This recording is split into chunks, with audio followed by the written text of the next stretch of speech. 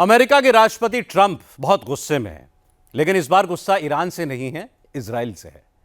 Trump इस बार मुश्तबा से नहीं, नेतन्याहू से नाराज हैं। नेतन्याहू के बैरूत पर हमले के फैसले से ट्रंप आग बबूला है। नेतन्याहू को ट्रंप ने बच्चों की तरह डांट पिलाई। ईरान ने यह कहकर डील पर ब्रेक लगा दिया है कि जब तक लेबनान और गाजा में इजराइल हमले नहीं रोकेगा तब तक कोई बात नहीं होगी। ट्रंप की धमकी के बावजूद नेतन्याहू साउथ लेबनान में तबाही मचाना जारी रखे हुए हैं। इजराइल ने लेबनान के नबातिये शहर को खाली करने का अल्टीमेटम जारी कर दिया है। खाड़ी में हालात फिर बहुत तेजी के साथ बदल रहे हैं और महायुद्ध की आशंका और गहराती जा रही है।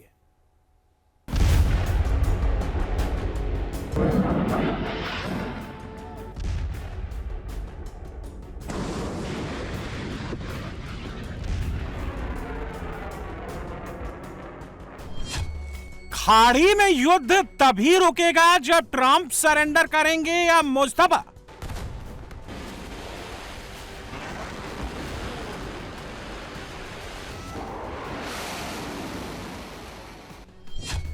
मुस्तफा डील तभी करेगा जब गाजा लेबनान में बमबारी रुकेगी।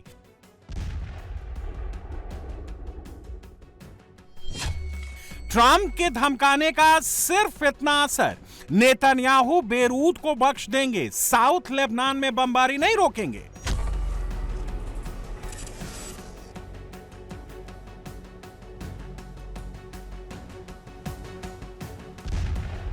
ईरान ट्रंप को घुटनों पर लाने के लिए नया दांव खेलेगा। हॉर्मुज की तरह बाब अल मंदेब स्ट्रेट को चोक कर देगा।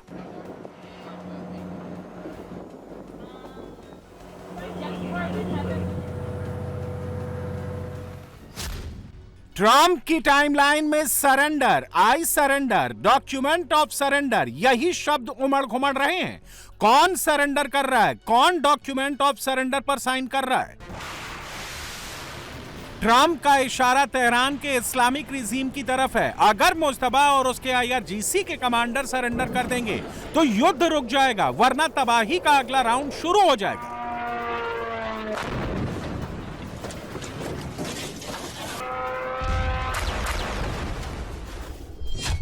ईरान में IRGC के तमाम कमांडर्स ने ट्रंप को जवाब भेज दिया है।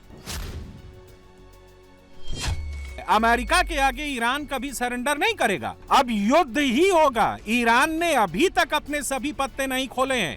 यह बात खत्म अल अंबिया ब्रिगेड ने कही है, जिसका IRGC में दबदबा है। IRGC ने ट्रंप के सरेंडर वाली थ्योरी के जवाब में कहा है, खाड़ी का भविष्य मिलिट्री माइट से तय होगा, ना कि सोशल ट्रुथ से। ईरान को पहले संदेह था, अब विश्वास हो गया है। अमेरिका डील की आड़ में बड़ा हमला करेगा, लिहाजा मुस्तफा की टीम भी उससे बड़े सरप्राइज अटैक के लिए तैयार है।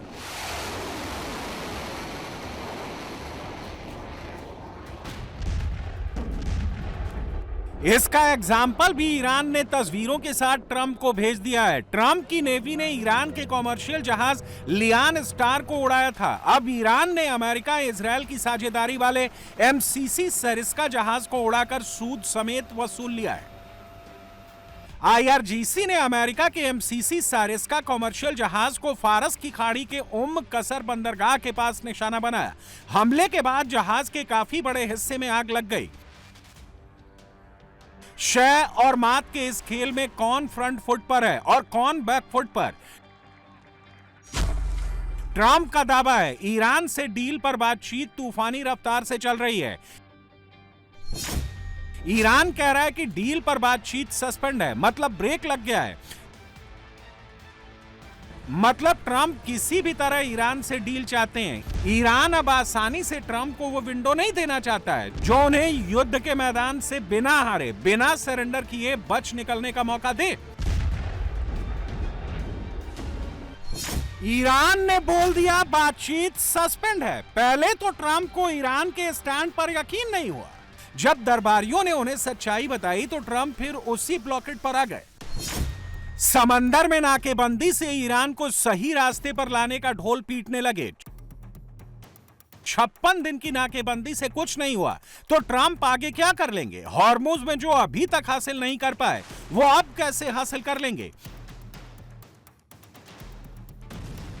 ईरान को 4 हफ्ते में कुचलने का ख्वाब देखने वाले ट्रंप को जैसे ही लगा कि मुस्तफा अब उनके कंट्रोल से बाहर जा रहा है, उन्होंने फौरन बीबी यानी इजराइल के प्रधानमंत्री बेंजामिन नेतन्याहू को फोन लगाया।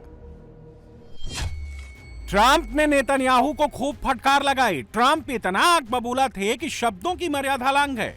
नेतन्याहू चुपचाप खामोशी से सुनते रहे। ट्रंप बोले, नेतन्याहू तुम पूरी तरह से पागल हो चुके हो। अगर मैं ना होता तो तुम आज जेल की सलाखों के पीछे होते। मैं तुम्हारी जान बचा रहा हूं। तुम्हारी इन्हीं हरकतों की वजह से हर कोई तुमसे नफरत करता है। पूरी दुनिया इसी वजह से इजराइल से नफरत करती है।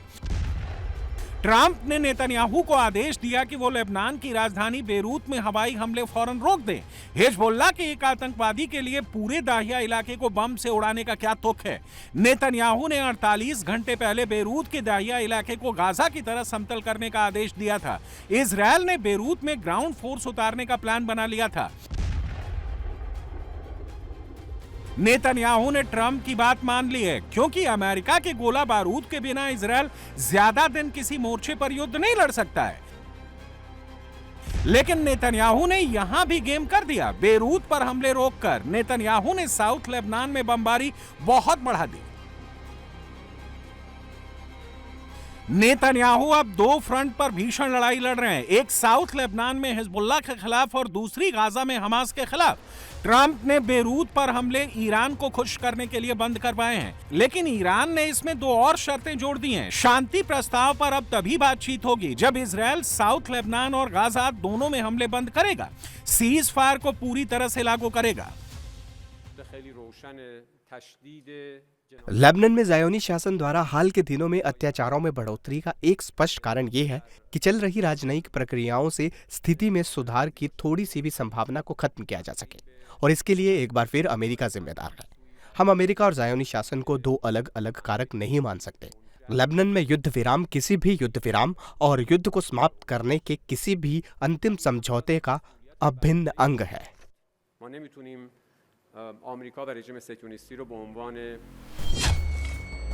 ईरान ने जैसे ही नई शर्तें अमेरिका को बताई, नेतन्याहू का दिमाग फिर खराब हो गया। नेतन्याहू ने ट्रंप को टका सा जवाब दे दिया। बेरूत में हम कुछ दिन की मोहलत दे रहे हैं। साउथ लेबनान को समतल बनाने का काम जारी रहेगा। हिजबुल्लाह के अड्डों को उड़ाने का अभियान बंद नहीं होगा। इजराइल के रक्षा मंत्री तो वहां के प्रधानमंत्री से भी एक कदम आगे निकल गए। उन्होंने इजराइल के प्रधानमंत्री से अपील की कि वो ट्रंप की हां में हां नहीं मिलाएं, उन्हें ना बोलें और युद्ध को जीतने की तरफ आगे बढ़ें।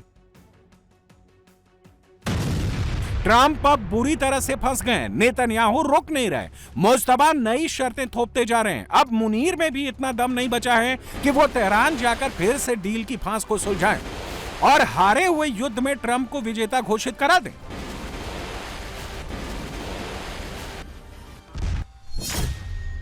खाड़ी युद्ध का फैसला कैसे होगा? ट्रंप को क्या वॉक ओवर का चांस मिलेगा? ईरान इजराइल क्या फिर आमने सामने होंगे? आईआरजीसी के कमांडर हो या फिर ईरान की डिफेंस काउंसिल के मेंबर, सबकी टाइमलाइन पर इजराइल है, सबके निशाने पर नेतन्याहू है। ईरान की सुरक्षा काउंसिल के मेंबर इब्राहिम अजीजी ने अपनी टाइमलाइन पर एक वीडियो पोस्ट करते हुए धमकी दी है, अगर नेतन्याहू ने लेबनान में हमले बंद नहीं किए तो ईरान बहुत बड़ा हमला इजराइल पर कर देगा। नेतन्याहू यही चाहते हैं कि ईरान उसकी पिच पर आकर खेले। इजराइल की यही तमन्ना है कि डील टूट जाए, युद्ध फिर शुरू हो जाए। मोसाद के चीफ डेविड बर्निया ने अपने विदाई भाषण में नेतन्याहू को फिर याद दिलाया है, इजराइल का टारगेट ईरान से डील नहीं है। इजराइल का टारगेट ईरान में सत्ता परिवर्तन करना है। अपने रिटायरमेंट पर डेविड बर्निया ने कहा, यही वक्त है, सही वक्त है जब ईरान पर तगड़ी चोट की जाए। इस्लामिक रिजीम अपने 47 साल के शासन में इतना कमजोर कभी नहीं थी जितनी अब है। दुनिया की सबसे खतरनाक जासूसी एजेंसी मोसाद का मिशन तभी पूरा होगा जब ईरान से इस्लामिक रिजीम का अंत होगा। डेविड बर्निया ने 2021 में मोसाद के चीफ का पद संभाला था। बर्निया के कार्यकाल में ईरान के एटॉमिक प्रोग्राम को बर्बाद करने के लिए मोसाद ने कई कोवर्ट ऑपरेशन चलाए, ईरान के परमाणु वैज्ञानिकों की हत्या करवाई, ईरान के परमाणु अड्डों पर हमले किए, हमास और हिजबुल्लाह की टॉप लीडरशिप का अंत किया। बर्निया की विदाई के बाद अब मोसाद का नया चीफ रोमन गोफमैन को बनाया गया है। 7 अक्टूबर 2023 को हमास के हमले के दौरान गोफमैन ने अग्रिम मोर्चे पर कमान संभाली थी। हमास से लड़ते हुए वो घायल हो गए थे। उन्हें जासूस के तौर पर काम करने का कोई अनुभव नहीं है।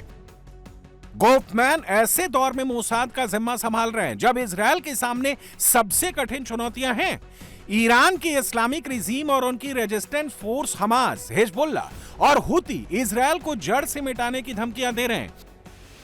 धमकियां देने वालों को इजरायल कुछ वीडियो दिखाकर याद दिला रहा है कि मोसाद और इजरायली फोर्स जब मिशन पर एक साथ जुड़ते हैं तो अंजाम क्या होता है। पहले ही दिन सुप्रीम लीडर अली खामनेई समेत उसके आधे से ज्यादा कुनबा खत्म हो जाता है। 10 दिन में इस्लामिक रिजीम की आधी लीडरशिप खत्म हो जाती है। उसके बड़े बड़े पेट्रोकेमिकल कारखाने तबाह हो जाते हैं। ये तस्वीरें ईरान के मोबिन एनर्जी प्लांट की हैं, जहां इजरायल ने पिन पॉइंट स्ट्राइक करके पूरे प्लांट को ठप कर दिया था। बेंजामिन नेतन्याहू ने एक बार फिर वही बात दोहराई है जो 28 फरवरी को युद्ध शुरू करने से पहले कही थी। इजरायल तब तक नहीं रुकेगा जब तक इस्लामिक रिजीम का अंत नहीं कर देता। जो भी इजराइल के खिलाफ बुराई की साजिश रचता है उसे पता होना चाहिए कि उसकी सारी योजनाएं विफल हो जाएंगी। उसे इसकी भारी कीमत चुकानी पड़ेगी। इजराइल पहले ही बहुत भारी कीमत चुका रहा है। ईरान में आतंक के शासन की नींव हिल चुकी है। ये फिर कभी पहले जैसा नहीं होगा और मैं तुमसे कहता हूं कि अंत में इसका पतन अवश्य होगा। मिडिल ईस्ट में जब जब लड़ाई इजरायल के खिलाफ होती है सभी मुस्लिम मुल्क एक हो जाते हैं। मोसाद ने इस बार इस एकता को तोड़ दिया है। अब इजरायल के साथ संयुक्त अरब अमीरात जैसा विश्वसनीय दोस्त है।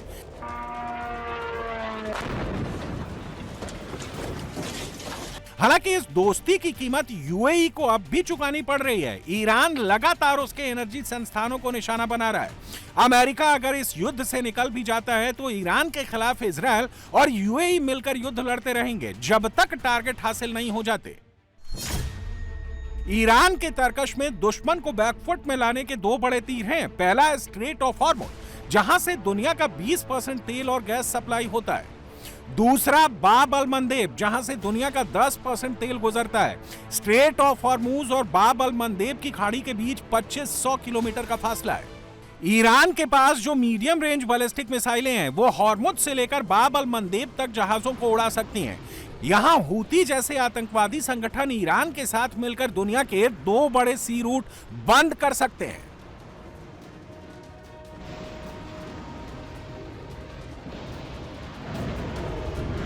फिलहाल मिडिल ईस्ट ऐसे मोड़ पर खड़ा है जहां युद्ध कभी भी भड़क सकता है।